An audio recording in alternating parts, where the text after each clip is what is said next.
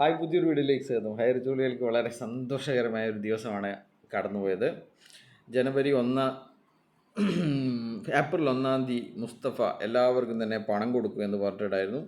ഇന്ന് പണം കൊടുക്കാൻ സാധിച്ചിട്ടുണ്ടായിരുന്നില്ല. ഇന്ന് ബാങ്ക് അവധിയായിരുന്നു.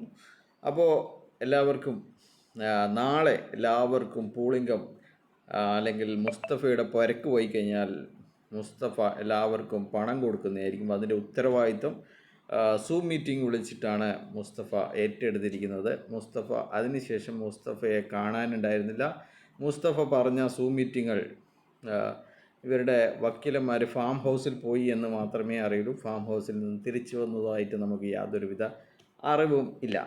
അപ്പോൾ വേറൊരു കാര്യം പറയാനുള്ളത്, ഇവരുടെ ക്രിമിനൽ ഈ അപ്പീല്, ബഡ്സിൻ്റെ അപ്പീല് നാളെ ഫയൽ ചെയ്യും. നാളെ ഇവിടെ എല്ലാ അക്കൗണ്ടുകളും അൺഫ്രീസ് ചെയ്ത് കൊടുക്കുമെന്നൊക്കെയാണ് ഇവർ പ്രതീക്ഷിച്ചിരിക്കുന്നത്.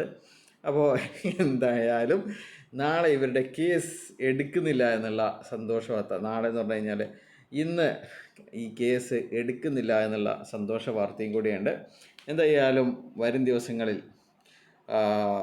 ഒരുപക്ഷെ ഇനി ഈ ആഴ്ചയോ അല്ലെങ്കിൽ കോടതിയുടെ സമ്മർ വെക്കേഷൻ കഴിഞ്ഞതിന് ശേഷം മാത്രമേ ഇവരുടെ കേസ് എടുക്കുകയുള്ളൂ. എന്തായാലും വളരെ ഹാപ്പിയാണ്. ഒളിവമ്മ ഇപ്പോഴും ഒളിവിലാണ്.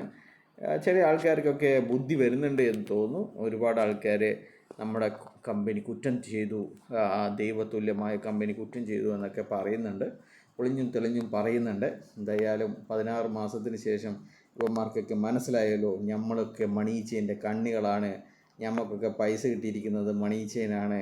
നമ്മൾ ഈ മണി ചെയിനിന് പൈസ കിട്ടാൻ വേണ്ടിയിട്ടാണ് പുര വിറ്റിട്ടും വണ്ടി വിറ്റിട്ടും ആഭരണം വിറ്റിട്ടും ബാങ്കിൽ കിടക്കുന്ന പൈസ എടുത്തിട്ട് ഇതേപോലെയുള്ള കള്ളന്മാർക്ക് കൊടുത്തിരിക്കുന്നതെന്ന് ഇപ്പോഴെങ്കിലും മനസ്സിലായതിൽ വളരെ സന്തോഷമുണ്ട്. ബൈ.